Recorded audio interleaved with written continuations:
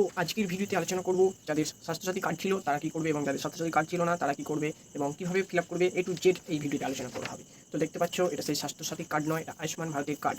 তো আয়ুষ্মান ভারতের card apply করতে আমাদের পশ্চিমবঙ্গে চালু হয়েছে, এটা কিন্তু অলরেডি অন্য রাজ্যে চালু হয়েছিল। তো এই আয়ুষ্মান ভারতের যারা একেবারে নতুন তাদের কী করবে? তো প্রথম থেকেই বলি, যারা একেবারে নতুন, যাদের স্বাস্থ্যসাথী কার্ড ছিল না, তারা আয়ুষ্মান ভারতের কার্ডে যুক্ত হওয়ার জন্য একেবারে নতুন ফর্ম নিয়ে নতুনভাবে ফিল আপ করে তার সাথে কিছু তথ্য, পরিবারের তথ্য, আধার কার্ড, রেশন কার্ড ইত্যাদি জেরক্স দিয়ে একদম নতুন কার্ড পাওয়া হবে, সেটা আয়ুষ্মান ভারতের কার্ড নতুন। আর যাদের একদম স্বাস্থ্যসাথী কার্ড ছিল তারা কী করবে? এটাই বড়, কিন্তু অলরেডি অনেকেই স্বাস্থ্যসাথী কার্ড ছিল, এটা কিন্তু পশ্চিমবঙ্গে চালু হয়ে যায়। তো পশ্চিমবঙ্গে অনেক বাসিন্দারই স্বাস্থ্যসাথী কার্ড ছিল, তো তারা কী করবে?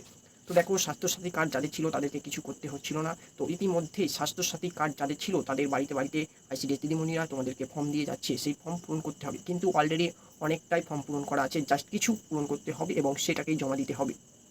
তো যাদের স্বাস্থ্যসাথী কার্ড ছিল তাদেরকে এটা করতে হয়েছে। তো সেই ফর্মটা জমা দিয়ে স্বাস্থ্যসাথী কার্ডের বদলে তোমরা আয়ুষ্মান ভারতের কার্ডটা পেয়ে যাবে। তো সেই ফর্মটাই আমার হাতে আছে, স্বাস্থ্যসাথী কার্ড ছিল এবং সেটাকে আয়ুষ্মান ভারতে কনভার্ট করতে হবে, সেই ফর্মটাই আছে। তো তোমাদেরকে সেই ফর্মটাই অর্থাৎ দেখাবো সেই আয়ুষ্মান ভারতের ফর্মটা কীভাবে পূরণ করবে। এটা সেই আয়ুষ্মান ভারতের ফর্ম। তো আমি তোমাকে দেখাই, প্রথম পেজে দেখো, প্রথম পেজে তোমরা স্ক্রিনে লক্ষ্য করো, স্ক্রিনে দেওয়া ফর্মটাই লক্ষ্য করো, আমি দেখাচ্ছি। অলরেডি আবেদনকারীর নাম, যাদের স্বাস্থ্যসাথী কার্ড ছিল তাদেরটাই বলছি, অলরেডি আবেদনকারী আধার নম্বর দেওয়া আছে, আবেদনকারীর নামও দেওয়া আছে, রেশন কার্ড নাম্বার দেওয়া আছে, সেই রেশন কার্ডের বিভাগ সেটাকেও টিক মারা আছে, আধার কার্ডের সঙ্গে মোবাইল নাম্বার যুক্ত সেটাও দেওয়া আছে, লিঙ্গ কি সেটাও দেওয়া আছে, জন্ম তারিখও দেওয়া আছে।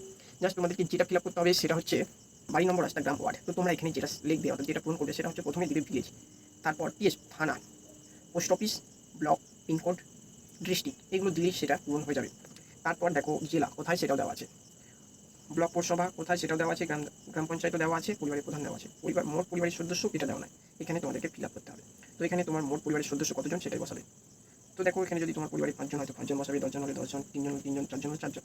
প্যান নাম্বার অর্থাৎ প্যান কার্ড নাম্বারটা এখানে বসিয়ে দেবে। তারপর এখানে নির্বাচন তথ্য, তোমার এপিক নাম্বার 18 বছরের উপরে হলেই বসাতে হবে। তো এপিক নাম্বার তোমার আধার কার্ড দেখে বসিয়ে দেবে। এসি নাম্বার, পার্ট নাম্বার ও ক্রমিক নাম্বার, এই তিনটে কিন্তু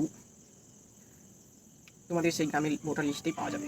তো স্বাস্থ্যসাথী বিবরণ অর্থাৎ স্বাস্থ্যসাথী যে 17 নম্বর সংখ্যার কার্ড ইউরের নাম্বারটা ছিল সেটা এখানে বসিয়ে দেবে, জাস্ট আর কিছু করতে হবে না এই পেজে।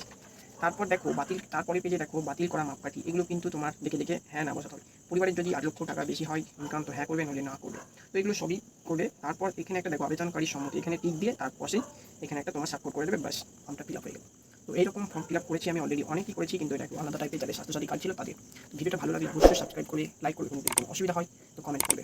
তোমরা সাবস্ক্রাইব করো, আমার দ্রুত ফলোয়ার বেড়ে যাবে।